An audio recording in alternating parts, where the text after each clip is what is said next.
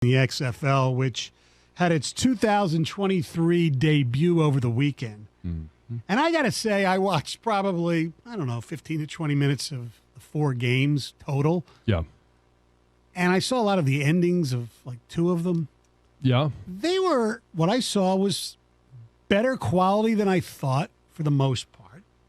And I'm not saying it was really good. I mean, some of the quarterback play was awful. But it was more entertaining than I expected. You had a game where a team blew a 12-point lead late. And they have some rules that are kind of interesting that are worth discussing. I'm sure the NFL won't really rush to any of them, but I think some of them are worth discussing for various reasons, including they have no kicking of extra points, which I know makes Mr. Anti-Kicker pretty happy. Yes and no. I don't have an issue with the extra point, especially now that the NFL has moved it back, and it's not a quote-unquote gimme. Oh, but basically it's just another chance for you to rip a kicker for missing one, though. Sure. Yeah, exactly. So they have no extra points, so if you do a run or a pass from the 1 yard line, it's 1 point. Yes. From the 5 yard line, it's 2 points. 2 points. And from the 10 yard line, I believe it's 3 points. 3 points. So you're down 18, and technically it's still a 2-possession game. To tie. I think that's interesting, intriguing. It is, and I think for the XFL or for the USFL, they're going to need some gizmos, some gadgets, some unique things to intrigue you because, as you mentioned it, the quarterback play is not great. No.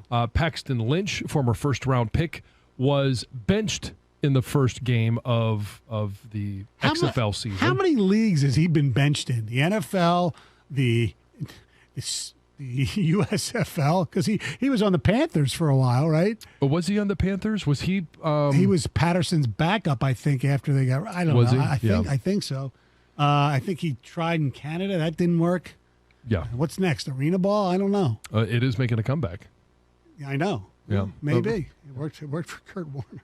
Yeah, excited more about that than watching more XFL or I am excited about the USFL and actually going to a game. Right. But in terms of the XFL, I watched for about 5 minutes.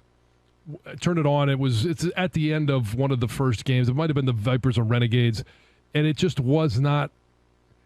There was nothing that kept me, and I thought it was intriguing that you can hear coordinators calling plays. Yeah. But then I'm watching. Okay, I'm listening to the offensive play call.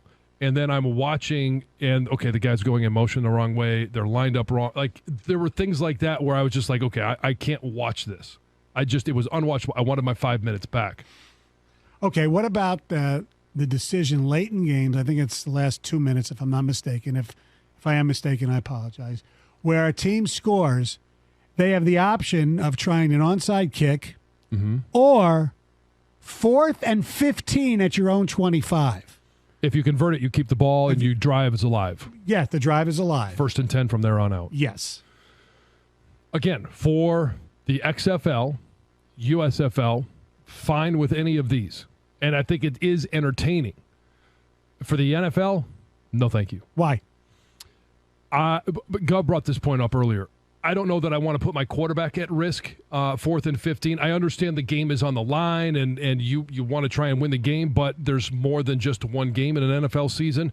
I also I don't like changing the entire concept of this. I'm okay with it's unlikely that an onside kick is going to be successful. Right. I still like the fact that you can go for it. I still like the fact that you can go for an onside kick at any point during the game. And I believe you still can in the XFL games at any point. If you want to try a surprise onside kick, you can still do that. Yeah. But I don't like the 4th and 15 concept. For the NFL, for the XFL, and for the gimmick of it, go for it. Have fun with it. I kind of thought it was intriguing. It certainly makes it more exciting than an onside kick, especially since they changed the rules of the onside kick a few years ago, NFL, which makes it much more difficult to recover. Sure. And the other thing that was also kind of intriguing, you have to watch the video of it to see how they handle kickoffs. where the guy who returns it is in his normal position, the kicker is in the normal position, but the other members of the return squad and the kicking squad are like 5 yards apart from each other, but they can't begin to run until the return guy touches the ball. Right. So there's no, speed, going. There's no running start to create a monstrous collision. Right, with a safety problem. You can still have there'll still be a collision.